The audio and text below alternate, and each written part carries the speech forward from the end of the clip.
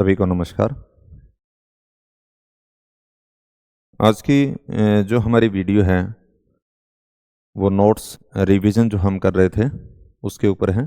जैसे मैंने पहले भी बताया था कि हमारे 3 वॉल्यूम है, उसमें से जो फर्स्ट वॉल्यूम है उस वॉल्यूम के अंदर भौतिक भूगोल की बात की गई है और भौतिक भूगोल के अंदर भू आकृतिक विज्ञान का जो पार्ट है वो हमने शुरू कर रखा है। तो उसी में नेक्स्ट वीडियो की हम बात करेंगे। और ये मैंने पहले भी बताया था कि हम यहाँ पे डेप्थ में बात नहीं कर रहे हैं कि भी नोट्सों के अंदर किस किस प्रकार से कैसे कैसे हमें चीज़ों को पढ़ लेना है, उसके ऊपर हम बात करेंगे। यानी एक पढ़ने की जो थीम जो डेवलप करनी है उसके ऊपर हम यहाँ पे बातें कर रहे हैं। तो जो पीछे की जो वीडियो हमारी थी उसके अंदर हमने इन टॉपिकों के ऊपर यहाँ तक बातें कर ली हैं। पृथ्वी की आंतरिक संरचना, भूपटल पर परिवर्तन लाने वाले कारक, वलन भ्रंश, ज्वालामुखी, भूकंप, प्लेट विवर्तन और भू संतुलन, आइसोस्टेसी, यहां तक हमने बात कर ली। अब हम नेक्स्ट जो टॉपिक है उसके ऊपर बात करेंगे। तो अगला जो टॉपिक यहाँ पे हम जो देख रहे हैं वो है चट्टानों से संबंधित। तो इस टॉपिक के अंदर हम ये देखेंगे कि प्रतियोगी परीक्षाओं में यहाँ से किस किस प्रकार के प्रश्न पूछे जाते हैं और हमें क्या क्या चीज़ें उसके अकॉर्डिंग ध्यान में रखनी हैं। तो हर टॉपिक का एक थोड़ा सा खाका हमारे पास में होना चाहिए कि भी इस टॉपिक में से ऐसे ऐसे प्रश्न पूछे जाते हैं। अगर आपके दिमाग में इस प्रकार की चीज़ें रहेंगी तो फिर पढ़ने के अंदर आसानी रहती है। यहाँ जो चट्टान का जो टॉपिक है संक्षिप्त में मैंने पहले बताया था, हम संक्षिप्त में बात करेंगे कैसे कैसे प्रश्न इससे संबंधित हो सकते हैं।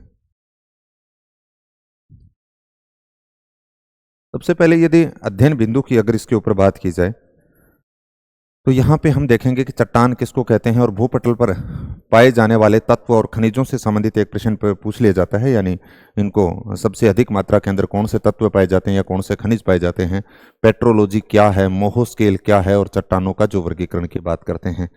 तो इन बिंदुओं के संदर्भ में हम बात करेंगे। यहाँ पर एक ध्यान रखना, ये बात आगे नहीं लिखी गई, यहीं पे बात की गई है कि निर्माण प्रक्रिया के आधार पर चट्टानों को हम 2 भागों में बांटते हैं, एक आग्नेय चट्टान और अवसादी चट्टान और कायंत्रित चट्टान। ये तो हो गया निर्माण प्रक्रिया के आधार पर। और दूसरा जो सामान्य वर्गीकरण किया गया वो रवेदार कह सकते हैं या क्रिस्टलाइन, और दूसरा हम कह देंगे कैल्स्टिक रॉक्स। तो रवेदार के अंदर 2 आती हैं आपके आग्नेय और कायंत्रित, और कैल्स्टिक रॉक्स के अंदर आएगी आपकी अवसादी चट्टान। तो यहां से इस प्रकार का प्रश्न पूछ लिया जाता है कई बार कि निम्नलिखित में से रवेदार चट्टानें कौन कौन सी हैं, तो हम बता देंगे आग्नेय और कायंत्रित। निर्माण प्रक्रिया के आधार पर चट्टानों को कितने भागों में बांटा गया, तो हम बता देंगे 3 भागों के अंदर बांटा गया, आग्नेय, अवसादी और कायंत्रित। अब सबसे पहले जो अध्ययन बिंदु के तौर पे छोटा सा टॉपिक है, लेकिन निश्चित रूप से हर पेपर के अंदर 1 या 2 सवाल यहाँ से पूछे जाते हैं। और सबसे जो महत्वपूर्ण जो पार्ट इसका रहने वाला होता है वो चट्टानों का जो वर्गीकरण है वहीं से संबंधित होता है। और ख़ास तौर से आप यूँ कह सकते हो कि आग्नेय से जब कायंत्रित के अंदर या अवसादी से जब कायंत्रित के अंदर जो रूपांतरण की प्रक्रिया होती है तो कायंत्रित चट्टानों से संबंधित बार बार सवाल पूछे जाते हैं। तो सबसे पहले हम यहाँ पर ये देखेंगे कि चट्टान किसे कहते हैं। तो सबसे पहले हमारे दिमाग में एक प्रश्न ये आता है कि चट्टान का नाम लेते ही चट्टान तो शायद कठोर होती होगी, वही होगी। तो चट्टानों से संबंधित कई बार बहुत सिंपल सा प्रश्न इस प्रकार से दे दिया जाता है कि चट्टानें कठोर होती हैं केवल या केवल कोमल होती हैं। तो चट्टानें केवल या कठोर व कोमल दोनों होती हैं। तो उत्तर रहेगा कि चट्टान जो होती हैं वो कठोर और कोमल दोनों होती हैं, क्योंकि ग्रेनाइट की भांति कठोर भी हो सकती हैं या बालू की भांति कोमल भी हो सकती हैं। तो ये शुरुआत में यहाँ पर बातें लिखी गई है, नीचे लिख दिया, चट्टानें कठोर भी होती हैं और चट्टानें कोमल होती हैं, यानी दोनों प्रकार की होती हैं। फिर उसके बाद में ये एक लोबेक की जो परिभाषा है ये भी कई बार पूछी गई है पेपर के अंदर और आगे भी पूछी जा सकती है। इसके अंदर हम ये देखेंगे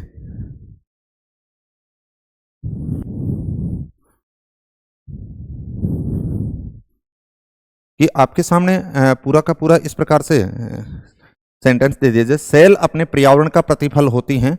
ये कथन किसका है, तो हम बताएंगे ए के लोबेक के अनुसार है। या किसी एक चट्टान उसके पर्यावरणीय उत्पाद के रूप में समझना चाहिए। जब पर्यावरण में परिवर्तन होता है तो चट्टान में भी परिवर्तन हो जाता है। तो प्रश्न आएगा कि उक्त कथन या उक्त परिभाषा किसके अकॉर्डिंग है, सेल की, तो लोबेक के अकॉर्डिंग। ये बार बार यहां से प्रश्न पूछा जाता है। फिर उसके बाद में नेक्स्ट इस टॉपिक के अंदर हम बात करेंगे ये जो क्रस्ट या भूपटल पर पाए जाने वाले तत्वों की बात कर रहे थे या खनिजों की बात करेंगे। यहां पे मैंने एक सूत्र लिखा है सबसे पहले यहां पे खनिजों की बात की गई है, इस साइड के अंदर तत्वों की बात की गई है। और फेंक पाए अब्र ओला, ये जो क्रम लिखा है वो अवरोही है, यानी घटता हुआ क्रम पूछा गया है। यानी क्रस्ट की बात कर रहे हो, या प्रश्न ऐसे बनता है क्रस्ट या भूपटल पर पाए जाने वाले खनिज घटते हुए क्रम में या अवरोही क्रम में बताइए। तो सबसे, या कई बार एक दे दिया जाएगा कि फेल्सपार दे दिया, क्वार्टज दे दिया, पायरोक्सिन दे दिया, एम्फीबोल दे दिया, और निम्नलिखित में से भूपृष्ठ या जो भूपटल है उसके ऊपर सर्वाधिक मात्रा में पाया जाने वाला खनिज कौन सा है, तो हम उत्तर देते हैं फेल्सपार। फेल्सपार नहीं दे रखा हो तो क्वार्टाइज आ जाएगा। उसके बाद में अगर घटते क्रम की बात करें तो फे का मतलब फेल्सपार, कै का मतलब क्वार्टाइज, और पा का मतलब पायरोक्सिन, ए का मतलब एम्फीबोल, अब्र का मतलब अब्रक, ओला का मतलब ओल्विन। तो ये 6 शब्द आपको यहां पे याद रख लेने हैं। हाँ, आरोही क्रम में पूछा जा सकता है, अवरोही क्रम में। ये जो हमने यहां पे लिखा है वो अवरोही क्रम है। कई बार हो सकता है कि आपके सामने अवरोही न देकर के आरोही शब्द भी पूछ सकता है, इसलिए पेपर के अंदर हमें देख लेना है कि आरोही की बात की जाती है या अवरोही की बात की जाती है। सर्वाधिक पूछा जा सकता है या इसमें से जो कम मात्रा में पाया जाता है वो पूछा जा सकता है। तो ये तो हमने खनिजों की बात कर ली। इसी प्रकार से तत्वों से संबंधित प्रमुख रूप से क्रस्ट के अंदर जो पाए जाते हैं वो 8 तत्व पाए जाते हैं, और उनके लिए भी हमने एक सूत्र लिखा है यहाँ पे कि OCLO कि 100 PM ऐसे लिख दिया। तो इसका मतलब 8 शब्द यहाँ पे क्रम से याद रख लेंगे। ये भी अवरोही क्रम के अंदर हो गए, घटते हुए क्रम के अंदर हो गए। O का मतलब ऑक्सीजन, C का मतलब सिलिकॉन आ जाएगा, A का मतलब एल्यूमिनियम, लो का मतलब लोहा, की का मतलब कैल्शियम आ जाएगा, सो का मतलब सोडियम, पी का मतलब पोटेशियम, एम का मतलब मैग्नीशियम। तो ये क्रम भी यहां से बार बार प्रश्न पूछे जाते हैं। ये स्टार जो लगा रखे हैं इसका भावार्थ ये है कि बार बार यहां से प्रश्न पूछे गए हैं, या निम्नलिखित में से अवरोही क्रम के अंदर पूछा जा सकता है, या आरोही क्रम में पूछा जा सकता है, या आपके सामने 4 शब्द दे दिया, जैसे ऑक्सीजन दे दिया, सिलिकॉन दे दिया, एल्यूमिनियम दे दिया, लोहा दे दिया, और क्रस्ट के अंदर सर्वाधिक मात्रा में पाया जाने वाला तत्व कौन सा है, तो उस स्थिति में उत्तर हमारा जाएगा ऑक्सीजन, जो लगभग 46.8% के आसपास पाई जाती है। फिर उसके बाद में नेक्स्ट जो प्रश्न बनेगा वो है पेट्रोलॉजी। तो पेट्रोलॉजी, लॉजी का मतलब विज्ञान होता है, तो चट्टानों का अध्ययन करने वाली जो विज्ञान होती है उसको पेट्रोलॉजी कहते हैं। एक प्रश्न बनता है यहाँ पे मोहो स्केल, यहां से भी कई बार प्रश्न पूछे जाते हैं।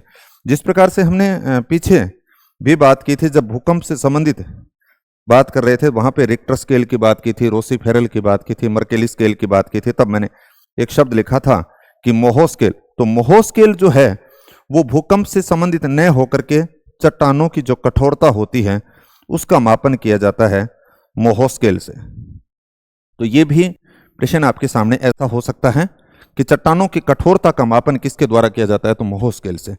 यहां पे कठोरता के आधार पर, ये जो मैंने एक सूत्र लिखा है यहाँ पे, वो कठोरता के आधार पे आप क्रम से बताएंगे कि सबसे अधिक कठोर चट्टान कौन सी है, उससे कम कठोर कौन सी है, उससे कम कठोर कौन सी है। तो यहां पे लिखा है कि हीरा कोटा में क्वार्टर फाइनल आप फ्लोरा से कैसे जीते, जीते कह दीजिए, जीते हो गया, कि हीरा, हीरा का मतलब हीरा सबसे यानी कठोर चट्टान के अंदर पे है, कोटा, फिर यहाँ पे कोरंडम की बात आ जाए, टो का मतलब टोपाज आ जाएगा, क्वार्टर का मतलब क्वार्टज आ जाएगा, फिर इसका मतलब फाइनल, फा से फेल्सपार के कर देंगे, आप से एपेराइट की बात कर देंगे, फ्लोरा से फ्लोराइट की बात कर देंगे, के से कैल्शियम की, कैसे से कैल्शियम की बात कर देंगे, जी से जिप्सम की बात कर देंगे, टे से टेल्क की बात कर देंगे। यानी ये महत्वपूर्ण है और एनसीईआरटी के अंदर भी ये सारणी दे रखी है। तो यहां से बार बार सवाल ऐसे पूछ लिए जाते हैं सभी कि एक तो आपके सामने कि निम्नलिखित में से सबसे कठोरतम चट्टान कौन है, उसने हीरा दे दिया, कोरंडम दे दिया, टोपाज दे दिया, क्वार्टज दे दिया, तो इसका मतलब उत्तर क्या हो गया, हीरा हो गया। दूसरा जो यहां से जो प्रश्न पूछा जाता है वो इस प्रकार का हो सकता है कि आप इनको अवरोही क्रम में, जरूरी नहीं है कि अवरोही क्रम के अंदर आपको ये 4 ही दे रखे हों, आपको पहला दे दिया, तीसरा दे दिया, पांचवां दे दिया, सातवां दे दिया, तो इसलिए आप इसको एक इस सूत्र से याद रख सकते हो या अपना बना करके कोई सूत्र उससे याद रख सकते हो। तो ये महत्वपूर्ण है, इनको एक क्रम से ही आपको याद रखने हैं कठोरता के आधार पर। और कठोरता के जो बात की वो हमने बता दिया कि मोहो स्केल के माध्यम से मापा जाता है। फिर उसके बाद में नेक्स्ट जो प्रश्न जो हम बात कर रहे थे, सबसे महत्वपूर्ण जो चट्टानों से संबंधित जो बात करेंगे वो चट्टानों के वर्गीकरण से संबंधित है। यहां कई प्रकार के प्रश्न बनेंगे। चट्टानों के वर्गीकरण की बात की जाए तो हम देखेंगे कि चट्टानों का जो वर्गीकरण है वो रासायनिक संरचना के आधार पर, बनावट के आधार पर और निर्माण प्रक्रिया के आधार पर किया गया है। प्रश्न आता है चट्टानों का वर्गीकरण किस किस आधार पर कर रखा है, आपको आएगा रासायनिक संरचना के आधार पे, बी ऑप्शन दे दिया बनावट के आधार पे, सी में दे रखा है निर्माण प्रक्रिया के आधार पे। इसका मतलब ए बी सी तीनों के आधार पर चट्टानों का वर्गीकरण किया जाता है। अब यहां पर जो हमने बात कर रहे हैं पहले वो देखेंगे कि निर्माण प्रक्रिया के आधार पर चट्टानों को कितने भागों में बांटा गया है। तो देखेंगे कि निर्माण प्रक्रिया के आधार पर, यानी ऊपर हमने बात की कि निर्माण प्रक्रिया के आधार पर कह सकते हो, रासायनिक संरचना की बात कर सकते हो, बनावट के आधार पर कर सकते हो। यहां पर जो ये क्लासिफिकेशन किया गया वो निर्माण प्रक्रिया के आधार पर। तो प्रश्न ऐसा हो सकता है निर्माण प्रक्रिया के आधार पर चट्टानों को कितने भागों में बांटा गया? तो 3 भागों में, आग्नेय, अवसादी और कायांतरित। कायांतरित को ही रूपांतरित कहते हैं, जिसका रूप परिवर्तन हो गया, जिसकी काया परिवर्तित हो गई, यानी वो अपने मूल स्वरूप से बदल गया। अब आग्नेय चट्टान जो है, इनसे संबंधित जो शुरुआत के अंदर यहां पे ये लाइन दे रखी है, इसके अंदर सब से संबंधित ये सवाल बनते हैं कि उपनाम जैसे दे दिया कायांतरित आग्नेय चट्टान जो है, इसी को हम प्राथमिक सेल कहते हैं या पैतृक सेल कहते हैं, प्राइमरी रॉक्स कहते हैं, भूपटल की प्राचीनतम सेल कहते हैं। प्रश्न कैसे आए हुए हैं? प्रश्न इस प्रकार से आ गया कि भूपटल की प्राचीनतम सेल है, उत्तर आ गया आग्नेय सेल, या फिर आपको दे दिया पैतृक सेल के नाम से जानी जाती है, इसका मतलब आग्नेय सेल। प्राइमरी रॉक्स किसे कहते हैं? इसका मतलब आग्नेय सेल। तो इसकी कुछ सवाल कैसे पूछे जाएंगे, इससे संबंधित, इसकी विशेषता से संबंधित सवाल पूछे जाते हैं, इसका जो क्लासिफिकेशन किया गया है उससे संबंधित सवाल पूछे जाते हैं। तो विशेषता के तौर पे अगर हम बात करें तो ये लैटिन भाषा के इग्निस से शब्द यानी बना है, जो आप यूं कह सकते हो सबसे पहले गर्म तप्त पदार्थ जो है उसके जमा होने के कारण इस चट्टान की उत्पत्ति हुई। तो प्रारंभिक सेल हम इसी को कहते हैं, पैतृक सेल इसी को कहते हैं, मूल चट्टान इसी को कहते हैं। जब इस प्रकार की अगर सेल है तो स्वाभाविक सी बात है कि उसकी विशेषता की अगर बात करते हो तो निश्चित रूप से उसमें जीवाश्म तो नहीं पाए जाते। ये चट्टान कैसी होगी? कठोर होगी, रवेदार होगी, ये इसकी कुछ विशेषताएं होंगी। जब स्वाभाविक सी बात है कि अगर कठोर होती है तो उसमें रंध्र कम होते हैं, छिद्र कम होते हैं, तो ये अप्रवेश्य भी होती हैं। तो ये यहाँ पे हमने इसकी कुछ विशेषताएं लिख रखी हैं। तो उससे संबंधित आपसे बार बार प्रश्न पूछे जाते हैं कि निम्नलिखित में से कौन कौन से आग्नेय चट्टान की विशेषता है या नहीं है। तीनों के संदर्भ में ऐसे प्रश्न होते हैं। आग्नेय चट्टान की विशेषता पूछी जाती है, कायांतरित चट्टान की विशेषता पूछी जाती है और अवसादी चट्टान की विशेषता पूछी जाती है। अब ये भी एक बार प्रश्न आया था, इसकी उत्पत्ति की बात करें तो हमने बता दी कि सबसे पहले यानी गर्म तप्त जो मैग्मा होता है उसके ठंडा होने के कारण इसके निर्माण हुआ था। तो सर्वप्रथम इसी चट्टान का निर्माण हुआ था। प्रश्न ये भी आया था क्या वर्तमान में भी इस चट्टान का निर्माण हो रहा है? तो बिल्कुल हो रहा है, क्योंकि जहां पे ज्वालामुखी या जो गर्म तप्त पदार्थ जो आज भी जमा हो रहा है तो वर्तमान में भी इनकी निर्माण प्रक्रिया जारी है। ये नहीं है कि प्राचीन काल के अंदर ये बन गई तो वर्तमान में इसका निर्माण नहीं हो रहा। तो यहां पर भी सवाल पूछा गया, ये जो लाइन लिखी गई है। फिर उसके बाद में नेक्स्ट जो लाइन देखते हो कि इसके ऊपर जो प्रभाव की बात करते हैं, अपक्षय की बात करते हैं, तो विशेषता के अंदर ये भी लिखी है कि आप देखते हो जैविक अपक्षय होता है, रासायनिक अपक्षय होता है, भौतिक अपक्षय होता है। तो इनके ऊपर रासायनिक जो अपक्षय होता है उसका प्रभाव गौण होता है या नगण्य होता है, और भौतिक अपक्षय का प्रभाव प्रमुख रूप से होता है। तो इस प्रकार की ये इसकी कुछ विशेषताएं लिखी गई हैं जहां से बार बार सवाल पूछे जाते हैं। फिर इसका जो अगला सवाल होता है, इससे उदाहरण पूछे जाते हैं कि निम्नलिखित में से कौन कौन से आग्नेय चट्टान है या नहीं है। इस प्रकार से उसने दे दिया। जैसे यहां पे मैंने लिखे हैं कि ग्रेनाइट की बात कर दी, ग्रेबो, बेसाल्ट, पेग्मेटाइट, ब्रेसिया, टफ आदि, ये सारे शब्द याद रखने हैं, पूछे भी गए हैं। अब जैसे इसने ऐसे दिया कि निम्नलिखित में से कौन से आग्नेय चट्टान का उदाहरण नहीं है, उन्होंने आपके सामने दिया ग्रेनाइट दे दिया, ग्रेबो दे दिया, बेसाल्ट दे दिया और चूना पत्थर दे दिया। इसका मतलब चूना पत्थर जो है वो आग्नेय चट्टान का उदाहरण नहीं है। या आपके सामने कि निम्नलिखित में से कौन कौन से आग्नेय चट्टान से संबंधित हैं, तो हमने देखा कि ग्रेनाइट, ग्रेबो, बेसाल्ट 1 2 3 तो हो गई, लेकिन जो अभी चूना पत्थर की बात कर रहे थे वो चौथा जो ऑप्शन होगा वो इससे संबंधित नहीं होगा। तो ऐसे प्रश्न भी आपसे पूछे जा सकते हैं। ये उदाहरण न केवल आग्नेय चट्टान के, आपके सामने ऐसा ही प्रश्न अवसादी से संबंधित बनेगा और ऐसा ही प्रश्न आपका कायांतरित चट्टानों से संबंधित भी बनेगा।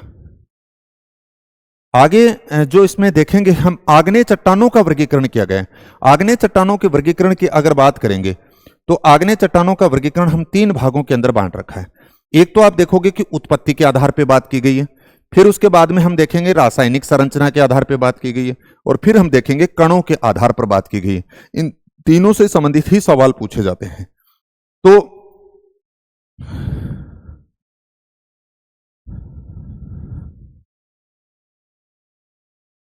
ये देखो, उत्पत्ति के आधार पर जो आग्नेय चट्टानों का जो वर्गीकरण किया गया है, इससे संबंधित कैसे सवाल पूछे जाएंगे कि उत्पत्ति की बात कर रहे हैं तो या तो वो आग्नेय चट्टान की उत्पत्ति कहां पे हो रही है, जमीन के आंतरिक भाग में हो रही है या बाहरी भाग में हो रही है। तो इस प्रकार से यह भी प्रश्न बनता है कि उत्पत्ति के आधार पर आग्नेय चट्टानों को बांटा गया, तो हम बताएंगे दो भागों में, कौन कौन से, आंतरिक और बाहरी।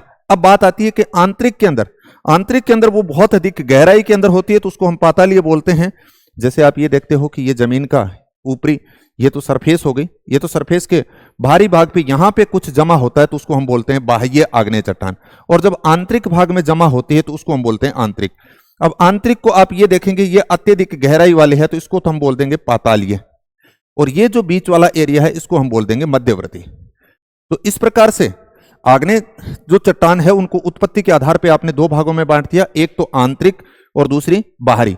फिर जो आंतरिक थी उसको हम दो भागों में बांट देंगे, एक पातालीय और एक मध्यवर्ती। इस प्रकार से फिर बात आती है कि पातालीय के उदाहरण कौन कौन से हैं, मध्यवर्ती के उदाहरण कौन से हैं, या फिर आपके सामने बाहरी आग्नेय चट्टान के उदाहरण कौन से हैं। अब इसके अंदर दो महत्वपूर्ण एग्जाम्पल हैं जो आंतरिक चट्टानों के अंदर पातालीय चट्टान की बात करते हो ग्रेनाइट से संबंधित, और इस साइड के अंदर आप देखोगे तो बाह्य आग्नेय चट्टान के अंदर बेसाल्ट। ग्रेनाइट और बेसाल्ट से संबंधित काफी डेप्थ के अंदर सवाल भी पूछे जाते हैं, जो मेरे यहाँ पे बात की गई है कि इनकी विशेषता की बात की गई है। जैसे ग्रेनाइट की विशेषता की बात करते हो तो इसके अंदर सिलिका की मात्रा होती है 65 से 85%, और यहाँ पे जो सिलिका की मात्रा है 45 से 60%। अब कहने का भावार्थ यह है कि यहां केवल आपको ये डाटा से संबंधित बात हो ऐसा जरूरी नहीं है, आपको सोचने का जो तरीका है। कई बार हम ये कहते हैं कि भाई पेपर में पता नहीं पेपर वाले ने कैसे पूछ लिया था, हम तो जो पढ़ के गए थे वो हमसे पूछा नहीं। जैसे यहां से उन्होंने एक सवाल बनाया, आप सोचने का अपना तरीका थोड़ा सा बदलिए कि जैसे ग्रेनाइट की बात कर रहा है, आपसे उसने सिलिका का प्रतिशत नहीं पूछा और नहीं यहां से सिलिका का प्रतिशत पूछा, लेकिन सवाल कैसे बना दिया। सवाल इस प्रकार से आपके सामने हो सकता है कि ग्रेनाइट में सिलिका की मात्रा, ग्रेनाइट में सिलिका की मात्रा बेसाल्ट में सिलिका की मात्रा से अपेक्षाकृत अधिक पाई जाती है। तो हम ये सोचते हैं कि ये तो स्टेटमेंट मुश्किल हो गया। बात वही है, आपने देखा था कि ग्रेनाइट के अंदर जो सिलिका की मात्रा है वो 65 से 85 है और बेसाल्ट में सिलिका की मात्रा 45 से 60 है। इसका मतलब स्टेटमेंट ये था कि ग्रेनाइट के अंदर सिलिका की मात्रा बेसाल्ट से अधिक पाई जाती है। इसका मतलब ये कथन ठीक है। और दूसरा कथन जैसे ऐसे दे दिए कि ग्रेनाइट के अंदर कणों का आकार बेसाल्ट की तुलना में बड़ा पाया जाता है। इसका मतलब यह भी स्टेटमेंट ठीक है। तो ऐसे प्रश्न भी बनाए जा सकते हैं पेपर के अंदर। तो हम तो हमेशा ऐसे सोचते हैं कि जैसा डिटो टू डिटो हमने लिख रखा है वैसा पूछे, तो वैसा जरूरी नहीं होता है। जैसे कणों का आकार क्योंकि आंतरिक भाग के अंदर होते हैं तो धीरे धीरे जमा होंगे, तो स्वाभाविक सी बात है ठंडा मैग्मा धीरे धीरे होगा आंतरिक भाग के अंदर, तो कणों का जो आकार होगा वो बड़ा होता है और इसके अंदर कणों का आकार छोटा होता है। यहां से भी कथन कारण के प्रश्न बनाए जाते हैं। इस लाइन से भी अगर आप देखते हो, जैसे कथन दिया ग्रेनाइट में कणों का आकार बड़ा पाया जाता है, ये कथन दे दिया, और कारण के अंदर उसने दे दिया कि आंतरिक भाग के अंदर मैग्मा धीरे धीरे ठंडा होता है। इसका मतलब आपका कथन भी ठीक है, कारण भी ठीक है और उसकी व्याख्या भी ठीक है। तो ये बात यहां पर आप देखोगे इस प्रकार से। फिर उसके बाद में साइड के अंदर भी दे दिया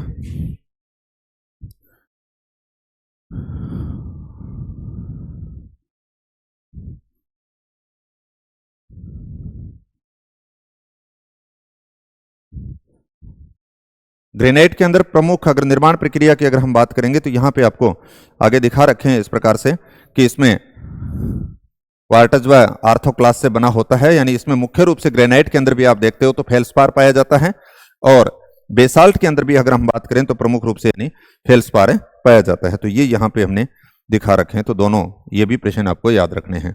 फिर उसके बाद में बाह्य आग्नेय सेल के अंदर, यहां से सवाल आपके सामने क्या हो सकता है, ऐसा हो सकता है जैसे बाह्य आग्नेय सेल के अंदर आपको बेसाल्ट का नाम याद रखना है। बेसाल्ट के बाद में दूसरा आप देखोगे ग्रेबा, तीसरे देखोगे तो ऑब्सिडियन लिखा है। सवाल कैसा बना, सवाल आपके सामने इस प्रकार से बनाया जा सकता है, निम्नलिखित में से बाह्य आग्नेय सेल नहीं है, बेसाल्ट, ग्रेबो, ऑब्सिडियन, ग्रेनाइट। तो हम बता देंगे कि ग्रेनाइट बाह्य आग्नेय सेल नहीं है, ग्रेनाइट आपकी आंतरिक आग्नेय सेल का उदाहरण है। और आंतरिक के अंदर हमने बता दिया कि दो भागों में बांटा, एक तो पातालीय की बात की और मध्यवर्ती की बात की। तो मध्यवर्ती के ये एग्जाम्पल सारे हमने पीछे कर लिए थे पहले भी। जब ज्वालामुखी का टॉपिक किया था उस कंडीशन के अंदर आए थे। बैथोलिक की बात की थी, लेकोलिथ की बात की थी, फ्रेकोलिथ, लेपोलिथ, सिल और डाइक। जब हमने कहा था कि विस्तृत गुबंद आकार के अंदर जब मैग्मा का जमा हो जाता है तो उसको हमने बैथोलिक कहा था। और अब अगर परतदार चट्टानों के बीच में इस प्रकार से गुबंद नुमा आकृति के रूप में जमा होता है तो उसको हम लेकोलिथ बोलते हैं। अपनति और अवनति के अंदर जब मैग्मा का जमा होता है तो उसको हमने फेकोलिथ बोला था। और इस प्रकार से कटोरी सदृश आकृति में जमा होता है तो उसको हमने लेपोलिथ बोला था। क्षैतिज रूप से जमा होता है तो उसको हमने सिल बोला था, और लंबवत रूप से जमा होता है तो उसको हमने डाइक बोला था। तो ये बातें हमने मध्यवर्ती वाली जो हैं वो पहले कर चुके हैं।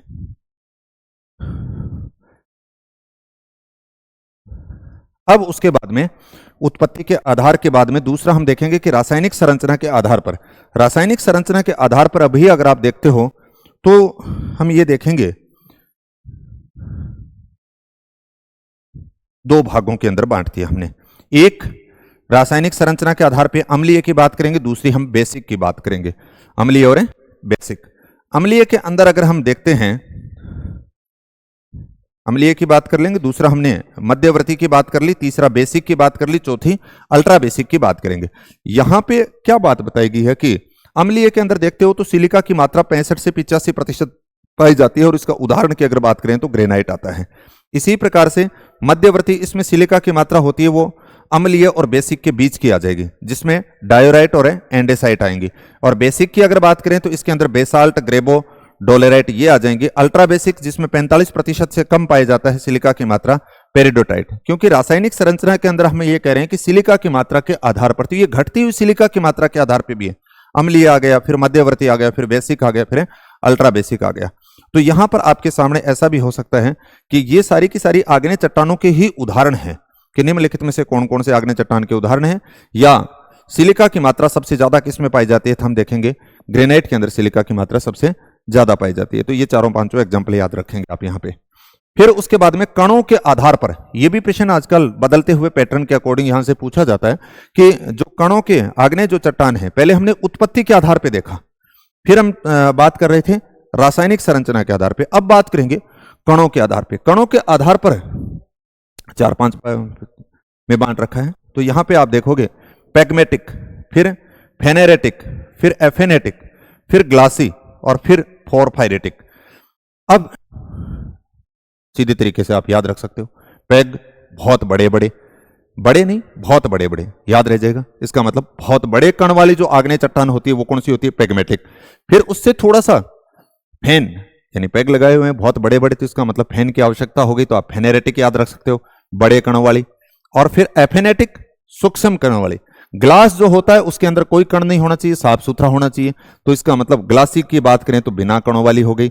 और जब पैग लगा रखे हैं और ये सारी कंडीशन आ रही है तो फिर आप यूं कह सकते हो 4-5 अपने आप हो रही है, तो इसका मतलब ये मिश्रित कणों वाली हो गई।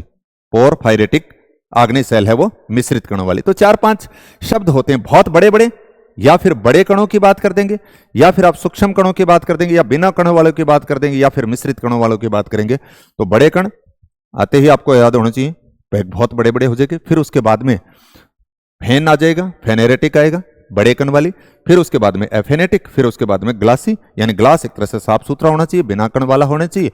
और पोरफाइरेटिक की अगर बात करें तो इसका मतलब 4 और 5 एक तरह से मिश्रित हो रहे हैं, पता ही नहीं चल रहा, तो ये मिश्रित कणों वाली हो जाएगी। तो इस प्रकार से ये भी आपके सामने हो सकता है कि कणों के आधार पर व्यवस्थित करवा सकते हैं। तो ये तो हमने आग्नेय चट्टानों के बारे में कुछ बातें सीखी यहाँ पे। उसके बाद में दूसरी जिस रॉक्स की बात करेंगे निर्माण प्रक्रिया के आधार पर अगर हम बात करें तो वो आप देखेंगे अवसादी चट्टानों की अगर बात की जाए, तो अवसादी चट्टानों के अंदर यदि देखा जाए, इससे संबंधित वही 2-3 प्रकार के प्रश्न आपके सामने बनेंगे।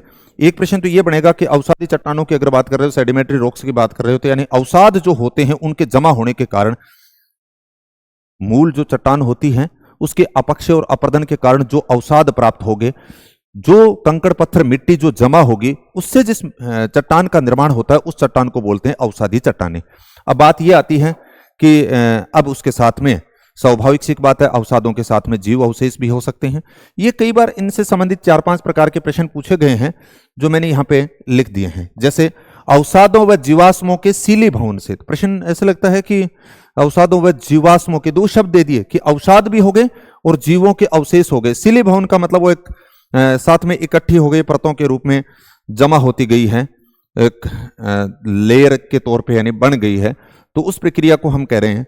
तो सिली भवन या लिथिफिकेशन से, या फिर ऐसे दे दिया चट्टानों के संपीड़न और संयोजन से निर्मित, यानी कौन सी होगी तो अवसादी चट्टान होगी। अवसादी को ही परतदार, क्योंकि इसमें परतें पाई जाती हैं, लेयर के तौर पे ऐसे परतें पाई जाती हैं। आपने कई बार जमीन के अंदर पेड़ पौधा लगाते हैं, तब हमने गड्ढा खोदा है तो उस कंडीशन में आप देखते होगे एक लेयर मिलती है, फिर दूसरी मिलती है, तीसरी मिलती है, तो इस प्रकार से अलग अलग परतें सी हो जाती हैं। अवसादी चट्टानों के अंदर परतें भी पाई जाती हैं, अंग्रेजी में इसको हमने सेडिमेंट्री रॉक्स बोल दिया।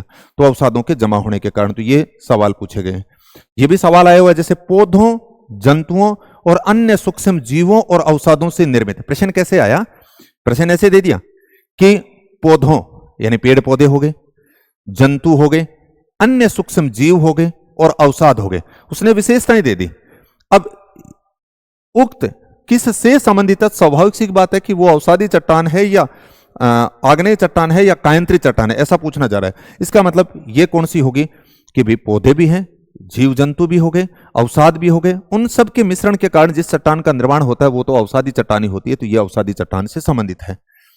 और इसमें जो हमने कहा था कि परतें होती हैं, परतें जो पाई जाती हैं वो एक दूसरे से जुड़ी रहती हैं, ये भी सवाल पूछा गया। तो वो जुड़ने का जो कारण है मेन, यानी वो किसके कारण? तो मेन तो उसमें सिलिका का योगदान रहता है। तो सिलिका के साथ साथ में आप यूं कह सकते हो कैल्साइट और लोहे के जो यौगिक होते हैं वो संयोजक तत्व होते हैं।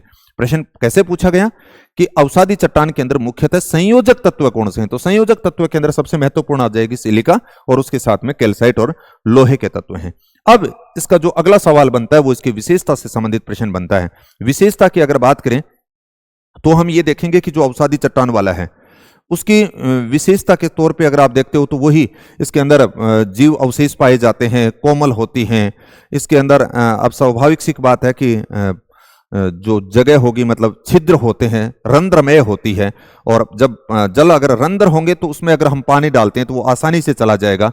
तो प्रवेश्य कह दीजिए, रंध्रमय कह दीजिए, जल आसानी से चला जाएगा, इस प्रकार से होती है। ये कोमल होती है, जीव अवशेष पाए जाते हैं, ये सारी इसकी विशेषताएं पाई जाती हैं, इसमें परतों के रूप में पाई जाती हैं। तो ये इसमें हमने बता दिया। संधियां और जोड़ भी इसमें होते हैं। तो ये इससे संबंधित कुछ चट्टानों की जो विशेषता है, निम्नलिखित में से जैसे आपके सामने ऐसे आएगा कि कौन सी अवसादी चट्टान की विशेषता है या नहीं है। उसने कह दिया कि ये चट्टानें कोमल होती हैं, ये प्रवेश्य होती हैं, ये रवेदार होती हैं, इसमें जीवाश्म पाया जाता है। तो ये रवेदार नहीं होती, क्रिस्टलाइन नहीं होती। क्रिस्टलाइन के तौर पर अगर बात करते हो तो फिर आपकी आग्नेय और कायंत्री चट्टानें आती हैं। तो यहां पर ये इसकी विशेषता से संबंधित नहीं होगी। फिर अगला जो इससे संबंधित, कई बार तो सीधा सवाल आपके सामने ऐसा होता है कि अवसादी चट्टानें कौन सी हैं या कौन सी नहीं है। यानी बहुत बार बेसिक सवाल ऐसे होते हैं कि कौन सी अवसादी चट्टान है या कौन सी अवसादी चट्टान नहीं है। जैसे आग्नेय चट्टान के संदर्भ में बात कर रहे थे, वैसे ही अवसादी चट्टान के संदर्भ में भी होता है। और फिर उससे भी आगे जाकर के अगर कोई बात करे कि निर्माण प्रक्रिया में भाग लेने वाले अवसादों के आधार पर अगर बात करें तो फिर हम कैसे करेंगे। तो यहां पे आप देखोगे कि निर्माण प्रक्रिया में एक तो सेल का चूर्ण होता है। सेल चूर्ण यानी चट्टान के अपक्षय और अपर्दन के कारण जो चूर्ण जो हमें प्राप्त हुआ है, यानी यांत्रिक क्रिया के द्वारा निर्मित कौन सी चट्टानें होंगी। इसी प्रकार से जैविक क्रिया के द्वारा निर्मित कौन सी चट्टानें होंगी। और तीसरा आपने बताया कि रासायनिक क्रिया के द्वारा निर्मित कौन सी चट्टानें होंगी। यांत्रिक क्रिया वाली कैल्स्टिक बोलते हैं, रासायनिक प्रक्रिया वाली को नॉन कैल्स्टिक रॉक्स भी बोलेंगे। अब ये जो सेल चूर्ण है वो एक तरह से ये भी विशेषता पूछी गई है, वो एक तरह से खंडमय है। चूर्ण है तो खंड से हो गए, तो ये खंडमय भी इसकी विशेषता होती है। जैविक वाली होती है तो वो अखंडमय होती है, यानी इस प्रकार से चूर्ण के रूप में नहीं होती है, इसलिए इसको हमने अखंडमय। ये भी पूछा गया है कि खंडमय इसकी विशेषता होती है यांत्रिक क्रिया वाली की, या सेल चूर्ण से निर्मित जो चट्टान होती है वो खंडमय होती है। तो स्वाभाविक सी बात है वो खंडों के अंदर होगी, टुकड़ों के अंदर होगी, कणों के अंदर होगी। अब मुश्किल सवाल होगा तो इस प्रकार से हो सकता है, सेल चूर्ण या यांत्रिक क्रिया द्वारा निर्मित कौन सी है, जैविक क्रिया द्वारा निर्मित कौन सी है, रासायनिक क्रिया द्वारा निर्मित है कौन सी है। हालांकि इस प्रकार के सवाल कम पूछे जाते हैं। जनरली जो सवाल पूछे जाते हैं वो इन तीनों से संबंधित आपको साथ में एक साथ में मिले हुए मिलेंगे।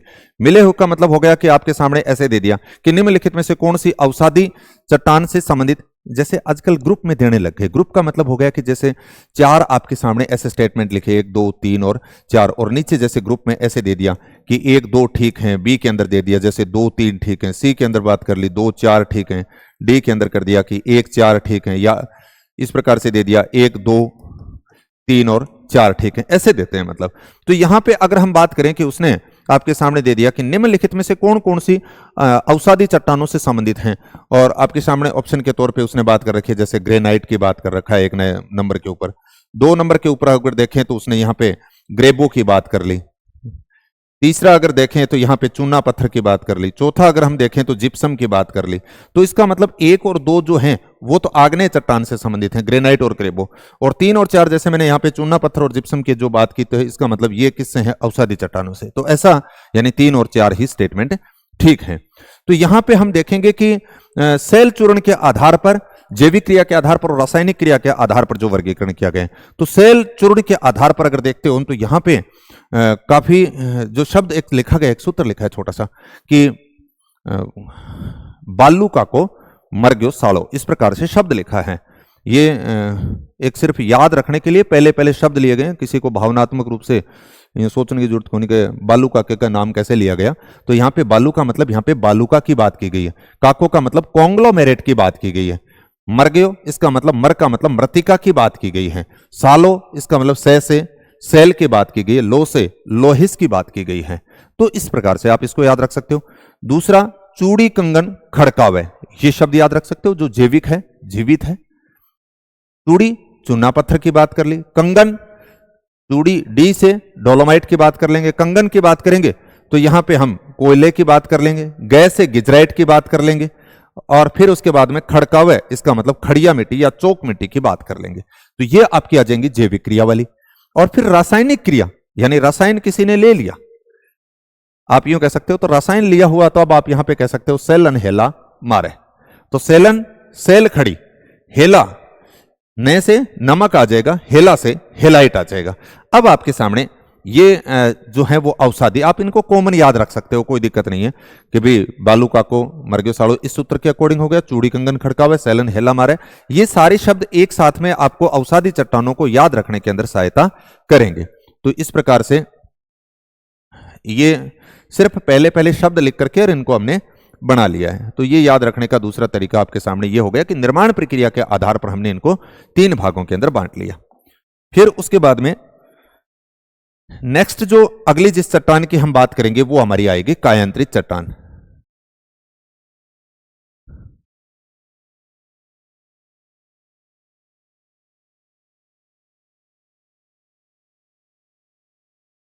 कायांतरित चट्टानों की यदि बात की जाए तो इससे संबंधित नाम से स्पष्ट है, काया कह दीजिए, स्वरूप कह दीजिए, रूप कह दीजिए, उसके अंदर परिवर्तन होना, कायांतरित या रूपांतरित सेल, या जिसको मोटा मॉर्फेजिक सेल की आप बात करते हो।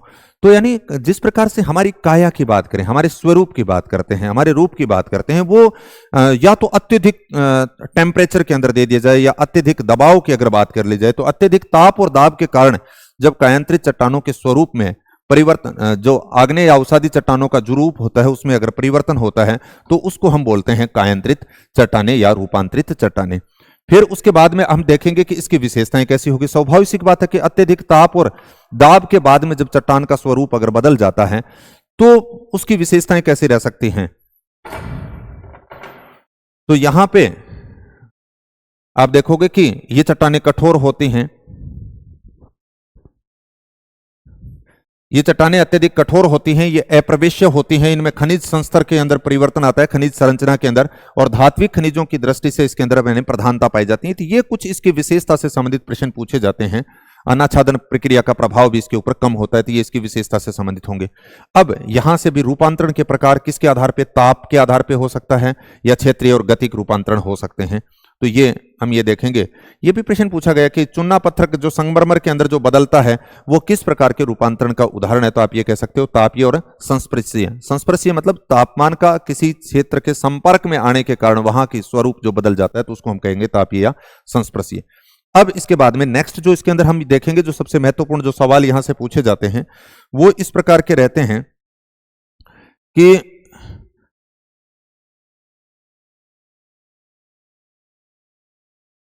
एक तो ये प्रश्न कि आग्नेय जो चट्टान है, अभी हमने कहा था कि कायांतरण होगा, जो उसका रूप का जो परिवर्तन होगा, रूप जो परिवर्तन होगा वो या तो आग्नेय से कायांतरित बदलेगी या अवसादी से कायांतरित में बदलेगी। यहां से कई बार सवाल पूछे जाते हैं कि आग्नेय का कायांतरित रूप कौन सा है या अवसादी का कायांतरित रूप कौन सा है, या कौन सी कायांतरित सेल है या कौन सी कायांतरित सेल नहीं है। सबसे महत्वपूर्ण पार्ट है ये इसका। तो यहां पे हम देखेंगे कि ग्रेनाइट नीस के अंदर बदलती है, ग्रेनाइट नीस के अंदर। प्रश्न ऐसे आएगा कि ग्रेनाइट किस में तब्दील होती है, तो नीस के अंदर। आप इस प्रकार से याद रख सकते हो, ग्रेनाइट ना नी, तो ग्रे ना से यहां पे ना ले लिया, नी का मतलब नीस ले लिया। बेसाल्ट, तो बेसाल्ट के अंदर हम बी ए याद रख लेंगे, तो बी का मतलब बेसाल्ट, ए का मतलब एम्फीबोल। फिर वहां पे अगर आप बात करते हो तो ग्रेबो सर लिख दिया मैंने, तो ग्रेबो का मतलब ग्रेबो किस में आएगी, सर से सरपेंटाइन। और अब्रक, इसका मतलब अब्रक्सी, यानी अब्रक जो है वो किस में, सिस्ट में बदल जाएगी। अब्रक यानी सिस्ट के अंदर। ये भी एक बार प्रश्न पूछा गया था, अब्रक किस किस का संगठन है, तो मैग्नीशियम लोहा और एल्यूमिनियम सिलिकेट का संगठन है। अब आप एक छोटा सा इस प्रकार से याद रख सकते हो कि जब बीए की बात है, बीए के दौरान कोई बच्चा अपने नानी के घर में पढ़ता था, तो वहां पे ग्रेबो सर थे और उससे पूछा कि ये क्या चीज है, तो अपने कहते हैं ना कई बार कि ये मेरे को तो अब्रक सी लग रही है। तो इस प्रकार से ये चार शब्द आप इसको याद रख सकते हो, सूत्र के तौर पे एक ही साथ में याद रह जाएंगे।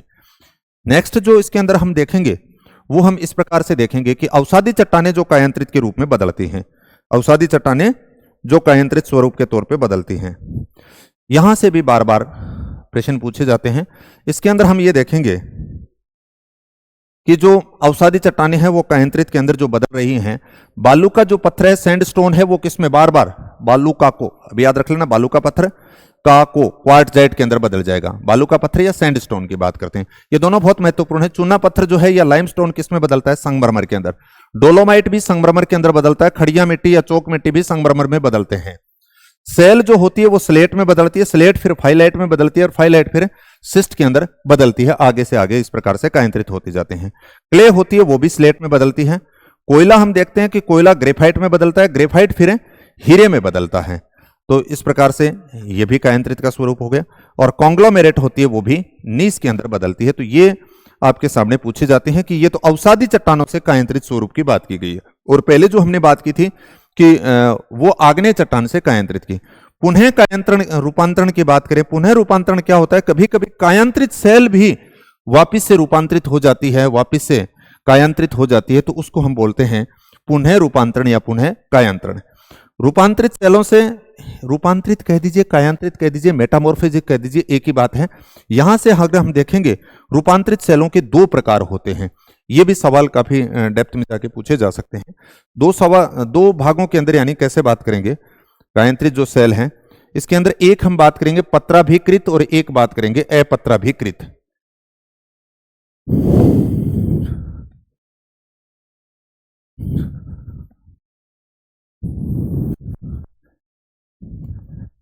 पत्राभिकृत और अपत्राभिकृत।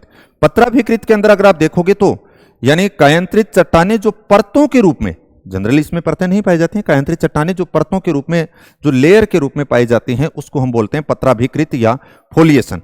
अब इसके उदाहरण पूछे जा सकते हैं कि पत्राभिकृत कौन सी होती है या अपत्राभिकृत कौन सी होती है। तो पत्राभिकृत के अंदर हम देखेंगे एक सूत्र लिखा है, कह रहे सफाई सुन्नी, आगे पीछे हो जाए तो कोई बात को नहीं, सफा सुन्नी है, पत्ता चुगती फिरेगा, यानी पत्तों के तौर पे है, लेयर के रूप में है। तो स का मतलब सलेट, फा का मतलब फाइलाइट, सी का मतलब सिस्ट और नी का मतलब नीस।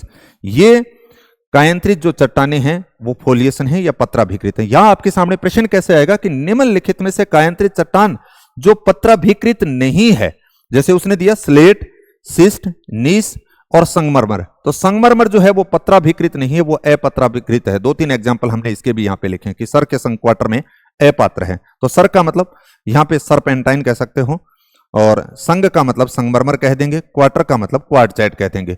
तो ये इस प्रकार से हमने देखा कि दो भागों के अंदर हमने बांट दिया रूपांतरित सेलों को, पत्राभिकृत और अपत्राभिकृत। तो हमने कुछ संक्षिप्त के तौर पे यहाँ पे बात करने की कोशिश की कि आग्नेय चट्टानों के से संबंधित कैसे कैसे सवाल पूछे जा सकते हैं। तो थोड़ा सा अपना जो पढ़ने का जो दृष्टिकोण होता है वो आप पेपर के हिसाब से कीजिए। इनके साथ साथ में आप एनसीईआरटी को ढंग से पढ़ना और साथ में जो पुराने आए हुए प्रश्न हैं उनका एनालिसिस कीजिए, तो आपका जो सोचने का जो तरीका होता है वो काफी बदल जाएगा। धन्यवाद।